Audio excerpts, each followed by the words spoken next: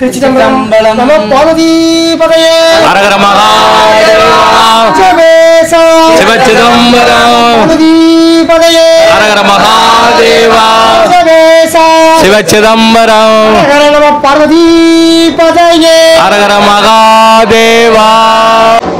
அன்பார்ந்த பெரியோர்களே, தாய்மார்களே, இந்த கூடப்பாக்கம் கிராமம் ஆரம்பத்தில் கூடல் நகல் என்ற பெயர் இருந்தது. இந்த பக்கம் பாக்கம் என்பதால் அந்த கூடல் நகர் கூடப்பாக்கமாக மருவி பல ஆண்டுகளாக இங்கே கூடப்பாக்கம் என்கின்ற ஊர் இருந்தது. இங்கே பெருமாள் கோயில், அம்மன் கோயில், சிவன் கோயில் போன்ற 3 முக்கிய கோயில்கள் உள்ளன இந்த கிராமத்தில். குறிப்பாக இந்த சிவத்தலம் 9ஆம் நூற்றாண்டில் சாளுக்கிய மன்னர்களால் கட்டப்பட்ட சிவாலயம். இந்த ஆலயத்தை 4 பக்கத்திலும் குளங்கள் உள்ளன. தாமரை குளம், அள்ளி குளம் மற்றும் மீன்கள் வளரக்கூடிய அந்த சூரிய குளம் ஆகிய சந்திர குளம் ஆகிய 4 குளங்கள் உள்ளது. இந்த ஆலயத்தை நிறுவிய மன்னர்கள் விவசாயிகளுடைய வாழ்வாதாரத்துக்காக ஏரிகளை வெட்டி வைத்துள்ளார்கள். இந்த சாளுக்கிய மன்னர்கள் வைத்த அந்த கற்சிலைகள் இந்த மாவுக்கல் போன்ற கற்களால் கட்டப்பட்டவை. எனவே இது காலப்போக்கில் சிதிலமடைந்து சுமார் 200 ஆண்டு காலமாக இந்த ஆலயம் சிதிலமடைந்து கற்கோயிலாக கட்ட முடியாததால், நிதி ஆதாரம் இல்லாததால் நாங்கள் அதை சுத்தமாக கற்கோயிலை எடுத்துவிட்டு இப்பொழுது புதிய கோயிலாக நிர்மாணம் செய்துள்ளோம். சுமார் 1200 ஆண்டுகளுக்கு முன்பாக கட்டப்பட்ட இந்த ஆலயத்தில் சித்திரை மாதம் சித்ரா பௌர்ணமி, வருடப்பிறப்பு விழா மற்றும் ஆனி மாதம் திருமஞ்சனம், திருவாதிரை களி ஆகிய உற்சவங்களும், ஆடி மாதத்தில் அம்மனுக்கு 108 பால் அபிஷேகம் நடைபெறும். 108 பால்குட அபிஷேகம் மற்றும் பூஜைகள் நடைபெறும். இந்த கோயில், இந்த ஆலயத்தோட சாமியோட பெயர் ஸ்ரீ கங்காதீஸ்வரர். அம்மாளோட பேர் ஸ்ரீ சர்வமங்கல திரிபுர சுந்தரி அன்னை. அதாவது சர்வ மங்களமும் கொடுக்கக்கூடிய அம்மன். எந்த குறையும் இல்லாமல் எந்த தோஷமாக இருந்தாலும் நீக்கி சர்வமங்கலமும் கொடுக்கக்கூடிய அம்மன். அந்த அம்மன் ஸ்ரீ கங்காதீஸ்வரரோட இணைந்து இருப்பதால் இது சர்வ தோஷங்களும் எல்லா நிவர்த்தியும் ஆகக்கூடிய ஒரு முக்கியமான பழமை வாய்ந்த புண்ணிய ஸ்தலம். இந்த கோயிலில் மிகவும் பிரதோஷம் ரொம்ப பிரசித்தி பெற்றது. பிரதோஷத்துக்கு நிறைய அபிஷேகங்கள், கணக்கில்லாத அபிஷேகங்கள், அப்புறம் கணக்கில்லாத பக்தர்கள் எல்லாரும் நல்லபடியாக வணங்கி, சாமியை வணங்கி எல்லா தோஷங்களும் நிவர்த்தியாகி திருமணத்தடை, புத்திர பேரு, சந்தான பிராப்தி, இப்படி எல்லா தோஷங்களும் விலகி, கடன், இன்னைக்கு நிறைய கடன் பிரச்சனை, இப்படி எல்லா தோஷங்களும் விலகி எல்லாரும் சகல சௌபாகியங்களும் பெற்று வாழ்றாங்க. இதற்கு பிரதோஷத்தில் வர்ற கூட்டமே சாட்சியாகும். இவரை வழிபாடு பண்ணால் என்ன பலன் அப்படின்னு கேட்டீங்கன்னா, சிவ வழிபாட்டில் நம்ம முன் செய்த வினை, அதாவது முன் செய்த வினை பலனை இது முன் செய்த அந்த வினையான பலனை அறுத்துவார். அதாவது நம்ம முன்னால் பாவ புண்ணியங்களே இல்லையா, அந்த பாவ புண்ணியங்களை, பாவத்தை மட்டும் அறுத்து கணக்கில் எடுத்துவார். புண்ணியத்தை மட்டுமே நம்ம சேர்த்து வைப்பார். அந்த புண்ணியமான எப்படின்னு கேட்டீங்கன்னா, கோயிலில் சிவத்தொண்டு பண்ணணும். சிவத்தொண்டு தான் கோயிலில் தூய்மைப்படுத்தணும். அதுக்கு பேர் என்ன, உழவார பணி அப்படின்னு சொல்லுவாங்க. கோயிலில் அதனால தூய்மையாக வச்சுக்கணும். அது ஒன்றா. அப்புறம் முன் செய்த வினைன்னா அதாவது முன் செய்யனா முன்னால் நம்ம முன் பிறையில நம்ம செய்த பாவங்கள் இருக்கு இல்லையா, பாவங்கள் சின்ன தெரிஞ்சோ இல்லை தெரியாமலோ, தெரிஞ்சு பண்ணாலும் அது குற்றம் தான், தெரியாம பண்ணாலும் குற்றம் தான். அந்த வினைகளை அடுத்ததுக்காக தான் சிவ வழிபாடு பண்றோம். இந்த ஆலயத்தினுடைய கோஷ பரிகார சுவாமிகளில் நர்த்தன விநாயகர் முக்கியமானவர், முதன்மையானவர். நர்த்தனம், அதாவது நர்த்தனம் என்றால் ஆனந்த நர்த்தனம். நாம் வேண்டுவதை அவரை வேண்டினால் நர்த்தனம் ஆடிக்கொண்டே நமக்கு எல்லா அருளையும் அருள் பாலிக்கக்கூடியவர் நர்த்தன விநாயகர். இந்த ஆலயம் 200 ஆண்டு காலமாக சிதிலமடைந்து திரு சங்கரானந்த சுவாமிகள், முருகாசிரமம் சுவாமிகள் முன்னிலையில் புனருத்தாரணம் செய்யப்பட்டு திருமழிசையில் திரு டிவி சந்திரசேகர் முதலியார் அவர்கள் சொந்த நிதியினால் சர்வதாரி வருடம் சித்திரை மாதம் 11ஆம் தேதி புதன்கிழமை 23/4/2008 அன்று முருகாசிரம சாமிகள் தலைமையில் குடமுழுக்கு செய்யப்பட்டது. அப்பொழுது அந்த அடியார் அவர்கள் அடிக்கடி திருப்பணி செய்து சிவன் அருள் பெறவும் என்று அடியார்களிடமும் பக்தர்களிடம் கூறினார். அதன் அடிப்படையில் இந்த சென்ற ஆண்டு 2018ஆம் ஆண்டு 30/3/2018 அன்று மீண்டும் மகா குடமுழுக்கு நடைபெற்றது. திரு தட்சிணாமூர்த்தி அவர்கள் வீட்டிருக்கின்றார். தட்சிணாமூர்த்தியை வணங்கினால் நமக்கு நிறைய லாபம் கிடைக்கும், தொழில் அபிவிருத்தி அடையும், வேண்டுவதை விரைந்தருளும், குழந்தை பாக்கியம் கிடைக்கும், திருமண தடை நீங்கும். தட்சிணாமூர்த்தி அவர்களுடைய அருள் என்றென்றைக்கும் உண்டு. இவரை வியாழக்கிழமை வழங்கினால், அதுவும் குறிப்பாக மூக்கு கடலை மாலை அணிவித்து மஞ்சள் துணி அணிவித்து 3 தீபங்களை ஏற்றி வைத்தால் இங்கே சிறப்பாக நீங்கள் நினைத்த காரியங்கள் கைகூடும், உங்கள் கோரிக்கைகள் நிறைவேறி சகல சௌபாக்கியமும் பெறுவீர்கள். ஆலயம் குடமுழுக்கு செய்யும்போது சங்கரானந்த சுவாமிகள் அவர்கள் ஆலயத்தில் விநாயகர் சிலை இல்லாமல் குடமுழுக்கு செய்யக்கூடாது என்று சொன்னார்கள். எனவே காஞ்சிபுரத்துக்கு சென்று கந்தசுவாமி சபதியிடம் அந்த விநாயகர் சிலையை வடிவமைத்து ஏரம்ப விநாயகர், அதாவது அனைத்தையும் அருளக்கூடிய விநாயகராக இங்கே ஏரம்ப விநாயகர் வீற்றிருக்கின்றார். இந்த ஆலயம் அவருக்கு தனியாக முதலில் சிவாலயத்தில் இருந்தார். 2018ஆம் ஆண்டு தனியாக ஆலயம் நிறுவப்பட்டு அவரை தனி சன்னதியாக வைத்துள்ளோம். கூட்டு குடும்ப வழிபாடு, அதாவது அனைத்து மகன்களும் வளர்ப்பு மகன்களும் இருக்கக்கூடிய தலமாக இருக்க வேண்டும். நமது சைவ சித்தாந்தத்தில் கூட்டு குடும்ப வழிபாடு தத்துவத்தின் அடிப்படையில் தான் விநாயகர், முருகர், வள்ளி தெய்வ யானை ஆகிய சன்னதிகள் அமைக்க வேண்டும் என்கின்ற ஒரே நோக்கத்தோடு இந்த முருகர் ஆலயம் நிறுவப்பட்டுள்ளது. பெருமாள் மகாவிஷ்ணுவினுடைய இங்கே கோஷ தேவதையில் ஒன்றாக வீற்றிருக்கின்றார். இவரும் சனிக்கிழமை அன்று பூஜைகள் நடந்தால் இவர் பெருமாள் எப்பொழுதும் அள்ளி கொடுப்பார். சிவாலயத்தில் கிள்ளி கொடுப்பார்கள், பெருமாள் ஆலயத்தில் அள்ளி கொடுப்பார்கள். அதை போன்று இவர் எல்லா வளங்களையும் அள்ளி கொடுக்கின்ற மகாவிஷ்ணுவாக இங்கே வீற்றிருக்கின்றார். இங்கே நீங்கள் பார்த்து கொண்டிருக்கின்ற சன்னதி மகாலட்சுமி சன்னதி, தனி சன்னதியாக அமைக்க வேண்டும். நமக்கு செல்வ வளங்களையும் செல்வ செழிப்புகளையும் கொடுக்கின்றவர் மகளிருக்கு, அதாவது மகளிருக்கு முதலிடம் என்பது போல் மகாலட்சுமி அவர்கள் பெண்கள் வேண்டுவதை சிறப்பாக அளிப்பார். இங்கே குங்கும அர்ச்சனை வெள்ளிக்கிழமையில் நடைபெறுகிறது. ஆடி மாதத்தில் இந்த அம்மனுக்கு பால் குட அபிஷேகம் நடைபெறுகின்றது. அம்மன் அனைத்து பக்தர்களுக்கும் அள்ளி அள்ளி தருபவள். பிரம்மா அவர்கள் படைக்கும் தொழிலை மேற்கொண்டிருக்கின்ற பிரம்மா அவர்கள் இங்கே கோஷ சிலையாக வீற்றிருக்கின்றார். இங்கே பிரம்மாவை வழிபட்டால் அனைத்து கோரிக்கைகளும் நிறைவேறும் என்பது ஆன்றோருடைய வாக்கு. வீட்டிருக்கின்ற கோஷ தேவதை துர்க்கை அம்மன், ஸ்ரீ துர்க்கை அம்மன். செவ்வாய்க்கிழமை தோறும் ராகு காலத்தில் பூஜைகள் செய்தால் இந்த அம்மனுக்கு திருமண தடை மற்றும் குழந்தை பாக்கியம் ஆகியவை தீரும் என்பது இங்கே சான்றோர் வாக்கு. எனவே இங்கே துர்க்கையை வழிபட்டு நிறைய திருமணமாகாதவர்களுக்கு, நிறைய பக்தர்களுக்கு திருமணமாகி இருக்கின்றது. இப்போ நீங்க பார்த்து கொண்டிருப்பது சண்டிகேஸ்வர் சன்னதி. இவர் 63 நாயன்மார்கள் ஒரு நாயன்மார். இவர் மாடுகளெல்லாம் மேய்ச்சி கொண்டிருப்பார். இவர் அப்படி ஒரு நாள் மாடு மேய்ச்சி எடுக்கும்போது சுவாமிக்கு பால், பசுவின் பாலை கறந்து சிவலிங்கம் பிடிச்சி சுவாமிக்கு அபிஷேகம் பண்ணார். இதை பார்த்துக்கிட்டே இருந்தார் அந்த மாட்டுடைய ஓனர். பார்த்த உடனே இது மாடுல பாலே இல்லை அப்படின்னு சொல்லிட்டு அவர் கேட்கும்போது, இந்த மாடு டெய்லி பால் நிறைய கறக்கிற மாடு பால் அன்னைக்கு பால் துப்புற கிடையாது. அப்போ இவர் பார்த்துட்டார், இந்த மாதிரி பாலை கறந்து சிவலிங்கத்துக்கு பூஜை பண்ணிக்கிட்டு இருக்கான் அப்படின்னு தெரிஞ்ச உடனே இவர் அப்பா ஏட்ட போய் சொல்லுவோட அவங்க அப்பா இவர் பூஜை பண்ண பார்த்துட்டாரு. பார்க்கும்போது பாலை கறந்து பக்கத்தில் வச்சு அபிஷேகம் பண்ண போறாரு. அப்படி பாலை அபிஷேகம் பண்ண போற டயத்துல பாலை காலால எட்டி உதைச்சுவாரு யாரு தாப்புனார். உதைச்ச உடனே இவர் என்ன தாப்புனாருன்னு பார்க்காம கையில் வச்சிருந்த மழுனா கம்பு, அந்த கம்பால ஒரே அடியா கால் அடிச்சுக்காரு. கால் அடிச்ச உடனே கால் அந்த மழு என்ன பண்ணா அருவாளா மாறி காலை துண்டா வெட்டிடுச்சு. வெட்ட அவரு அந்த இடத்துல அவரு கால் இறந்துட்டாரு.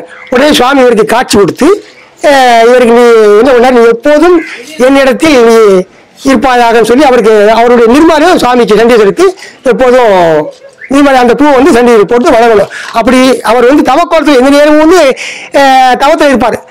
3 முறை லேசாக இப்படி கையை தட்டி தான் வணங்கணும், பலவாக தட்டக்கூடாது. அது அவர் வந்து எப்படி கேட்டால் எப்போதும் தவக்கோலத்தில் இருப்பார். அந்த தவத்தை வந்து கலைக்கக்கூடாது. அவருக்கு தெரியும் சுவாமிக்கு வந்து இவன் என்ன சொல்ல போறாங்கிறது தெரியும். ஆனால் சாமியோட பலனை வந்து சண்டீஸ்வரர் தான் தரணும். நம்ம சாமியை மட்டும் வளரா போகாது, சண்டீஸ்வரர் மட்டும் வளரா தான் சாமியோட பலன் கிடைக்கும். இதுதான் உண்மை தத்துவம், இதுதான் உண்மை தத்துவம். நம்ம பார்த்து வணங்கி கொண்டிருப்பது காலபைரவர் ஆகும். காலபைரவர் சன்னதி. இவர் இந்த ஆலயத்தில் தனி சன்னதியில் வீற்றிருக்கிறார். இவரை தேய்பிறை அஷ்டமியில் வணங்கினால் பல நன்மைகளும் சகல தோஷங்களும் விலகி சகல சௌபாகியங்களும் தந்தருவார். இவருக்கு தேய்பிறை அஷ்டமியில் மாலை வேளையில் அபிஷேகம் ஆராதனை செய்து வணங்கினால் வடைமாலை சாத்தி வணங்கி இவரை வழிபட்டால் சகல தோஷங்களும் விலகி நன்மைகள் பல உண்டாகும். இவர் நவக்கிரகங்களின் குரு ஆவார், நவக்கிரகங்களின் அதிபதி ஆவார். இப்போ நீங்கள் பார்த்து கொண்டிருப்பது நவக்கிரகங்கள், அதாவது நமக்கு நடக்கக்கூடிய தோஷங்கள், நம்மளை வழி நடத்தக்கூடிய வழி தெய்வங்கள், இறைவனால் சாமியால் உருவாக்கப்பட்ட நவக்கிரகங்கள். இந்த நவக்கிரகங்களை வணங்கினால் எல்லா தோஷங்களும் விலகி சுவாமி அருள் புரிவார்.